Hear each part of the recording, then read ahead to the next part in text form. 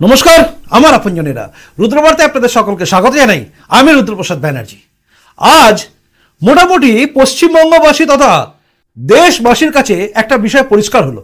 মমতা বন্দ্যোপাধ্যায় যে সমস্ত মন্তব্য করলেন নেতাজি ইন্ডোর স্টেডিয়ামে দাঁড়িয়ে, মোটামুটি কার্যত প্রমাণ হয়ে গেল যে মমতা বন্দ্যোপাধ্যায় নিজের ফাঁদে নিজেই পড়ে গেছেন। তাই বেরোনোর জন্য চেষ্টা করছেন, কিন্তু বেরোতে পারবেন কি, এই অনেকগুলো প্রশ্ন উঠছে। আজকে তার নেতাজি ইন্ডোর স্টেডিয়ামের যে অনুষ্ঠান ছিল, অর্থাৎ ইমাম মুয়াজ্জেমদের নিয়ে যে অনুষ্ঠান, সেই অনুষ্ঠানের মধ্যে তার বক্তব্য ঘিরে, এবং যে বক্তব্যগুলো, যে পয়েন্টগুলো আপনাকে নাড়িয়ে দেবে এবং আপনি আমার কথার সঙ্গে দ্বিমত পোষণ করতে পারবেন না পুরোটা শোনার পরে। কেন বলছি জানেন? চলুন শুরু করা যাক এই মুহূর্তের রুদ্রবার্তা। আপনারা জানেন এই রাজ্যে বর্তমানে পরিস্থিতি কি। ওয়াকআপ ওয়াকআপ ওয়াকআপ, এই ওয়াকআপ কি, এটা খায় না মাথায় দেয়, এটা বাংলার বুকে অনেক মানুষই জানতো না। আমি বারংবার চিৎকার করে করে আপনাদের সামনে এনেছিলাম যে ওয়াকআপ ব্যাপারটা কতখানি ডেঞ্জারাস, ওয়াকআপ বিল কেন দরকার, বারবার বলেছি। আজ সবাই মোটামুটি জেনে গেছেন যে ওয়াকআপ কি। কারণ যে আন্দোলন হয়েছে, যেখানে মানুষ মারা গেছে, সেখানে মানুষ বুঝে গেছে, মানুষ বাড়ি ছেড়ে পালাচ্ছে, মানে হিন্দুরা পালাচ্ছে, এই সব দেখে মানুষ মোটামুটি বুঝে গেছে ওয়াকআপ কি। ওয়াকআপ যে কি হচ্ছিল, কি হচ্ছে না হচ্ছে, আজকে বুঝে গেছে। এই ওয়াকআপ আইনের বিরোধিতায় রাস্তায় নামা, এটা মোটামুটি মমতা বন্দ্যোপাধ্যায় প্রথমে ভেবেছিলেন যে আন্দোলন হবেই, কারণ ওয়াকআপের বিরোধিতা তারা করেছেন। আমি কেন বলছি জানেন? যে মমতা বন্দ্যোপাধ্যায় মোটামুটি এই জিনিসটাকে তৈরি করেছেন। কারণ সিএ দেখুন, সিএ মানে ছি ছি, মনে আছে নিশ্চয়ই। সিএ নিয়ে আন্দোলনে আগুন কিন্তু লেগেছিল পশ্চিমবঙ্গে সবচেয়ে প্রথম, তারপর দিল্লিতে তখন আপ সরকার, তারা কন্ট্রোল নিতে পারেনি, মনে আছে নিশ্চয়ই। দিল্লির দাঙ্গা সবকিছু হয়েছিল, কিন্তু শুরু হয়েছিল পশ্চিমবঙ্গে, কারণ ছি করে মমতা বন্দ্যোপাধ্যায় আন্দোলন শুরু করিয়েছিলেন। ওয়াকআপ নিয়েও কিন্তু একই অবস্থা হয়েছে। এই ওয়াকআপ আইনের বিরুদ্ধে যে লড়াই লড়ছে, এই লড়াইটা কিন্তু শুরু হয়েছিল যখন এই ওয়াকআপ নিয়ে, যখন জেপিসি যে বৈঠক হচ্ছিল, জেপিসি যে মিটিং হচ্ছিল, সেই মিটিংয়ে যখন কল্যাণ ব্যানার্জি গিয়েছিলেন এবং সেখান থেকে বেরিয়ে এসে তিনি যে কথাগুলো বলছিলেন, গ্লাস হাতে ভেঙে যাওয়া, সব কিছু কিন্তু বোঝাচ্ছিল যে তারা এই ওয়াকআপ নিয়ে কিন্তু বিরাট বড় আন্দোলন করতে চাইছেন। এবং মমতা বন্দ্যোপাধ্যায় শুভেন্দু অধিকারীর বিরুদ্ধে বলতে গিয়ে এমন কথা বলেছিলেন যে এরা যদি নামে আপনি পারবেন তো, বুঝিয়েছিলেন, ইঙ্গিত দিয়েছিলেন, পরিষ্কার করে কিচ্ছু বলেন, কিন্তু ইঙ্গিত ছিল স্পষ্ট। সেটাই হলো। কিন্তু বাংলার বুকে ওয়াকআপ আইনের বিরুদ্ধে আন্দোলন শুরু হলো, যেটাকে মমতা বন্দ্যোপাধ্যায় প্রথমে বোঝেননি যে কি হতে চলেছে। তারপরে দেখলেন যে আগুন চারিদিকে ছড়িয়ে যাচ্ছে, এবং যেভাবে, যে কায়দায়, হিংসাত্মক কায়দায় সবকিছু চলছিল, বোঝাচ্ছিল যে এই রাজ্যে কি হতে চলেছে। মানুষের মৃত্যু, দুজন নিরীহ মানুষ তাদেরকে কুপিয়ে খুন করা হলো, যেটা বাংলাদেশে হয় সেটা হলো একই রকম জিহাদি কায়দায়, কোপ মেরে মেরে মারা হলো। তারপর মমতা বন্দ্যোপাধ্যায় কার্যত বুঝে গেছিলেন যে কোন জায়গায় যাচ্ছে।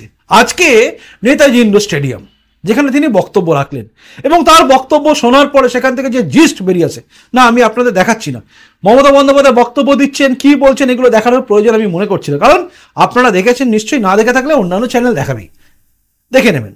আমি আর দেখাচ্ছি না, আমি সরাসরি আসছি। 6টা পয়েন্ট যেটা আমি আপনাকে বলছি, খুব ভালো করে মাথায় রাখুন।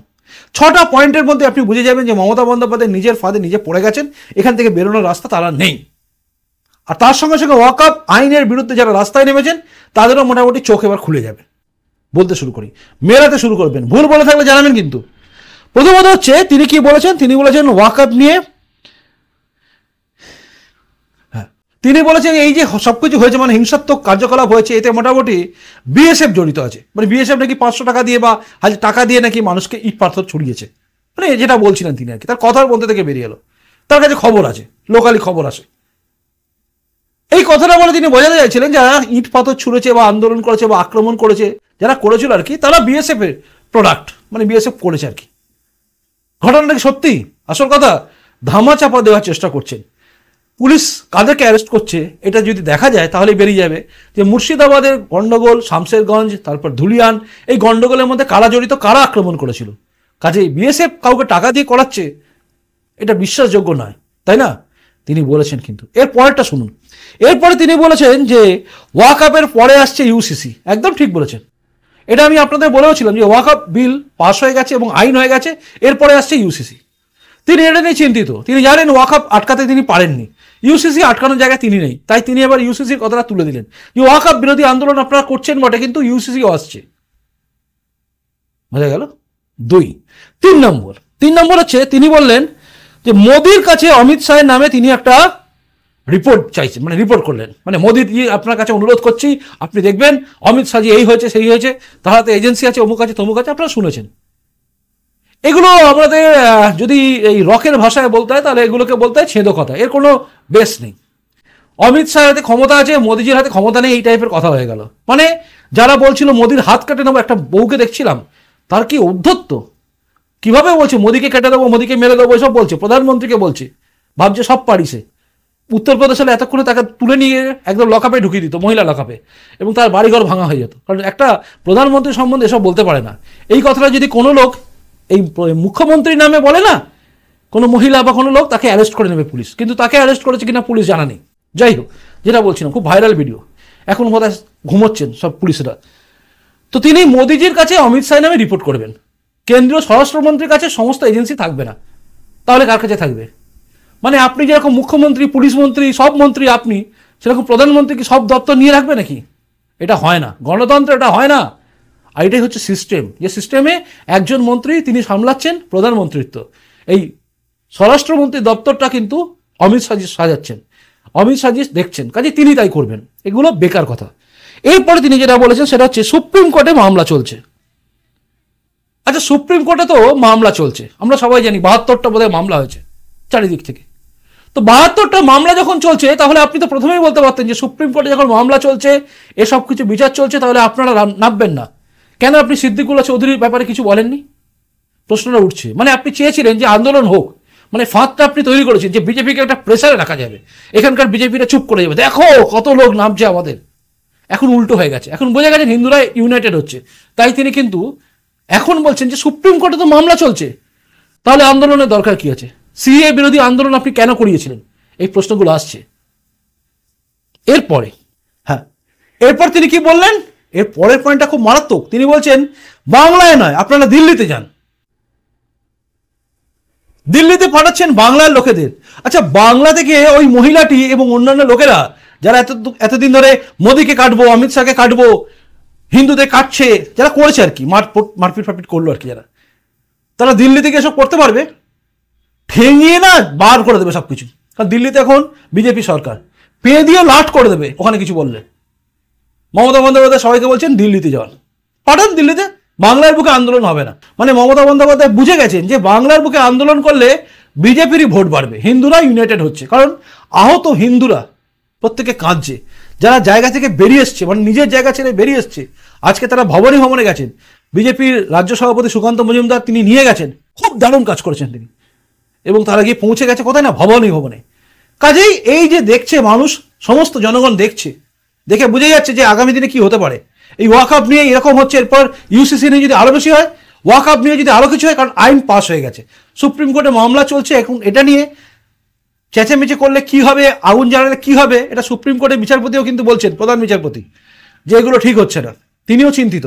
এরপরে আপনি দেখুন লাস্ট পয়েন্ট, যেটা আমি খুব ভালো করে লিখেছি আমার, সেটা হচ্ছে এরপরে পয়েন্টটাই কিন্তু মারাত্মক, যেটা তিনি বলেছেন সেটা হচ্ছে তিনি ইমাম মুয়াজ্জেমদের বলছেন আপনারা সবাই মিলে এটাকে সামলান, মানে এটাকে আটকান আর কি, তার কথা সার মারবো, নয়তো বিজেপি লাভ পাবে।